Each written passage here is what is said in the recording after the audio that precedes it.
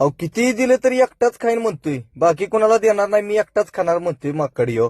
तर भावांनो, झाला विषय असा की आपण लोणावळ्यावरून आल्यानंतर गाडी भरली MH07 सिंधुदुर्ग जिल्ह्यात.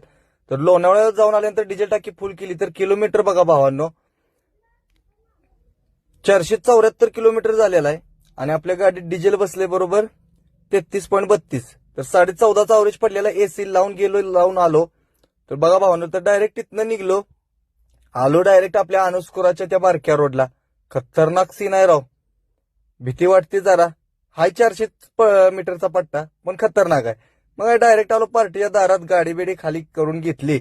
गडबड पण होती, आपल्याला जायचं होतं कराडला, थोडंसं काम होतं अर्जंट. मग काय आलो घाटात, माकडं बसलेली कट्ट्यावर. जरा म्हणलं दिव्या खायला, एकटाच खातोय बाबा, दुसऱ्याला दिनच झालाय.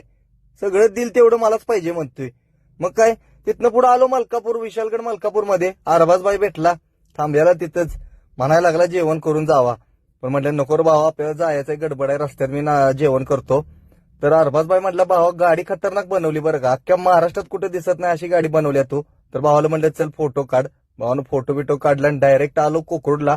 बिर्याणी खाल्ली, पोटपूजा करावं म्हटलं आधी, कारण की आपल्याला जायची गडबड होती. खाल्लं बिल्लं आणि आलो डायरेक्ट कारखान्यात.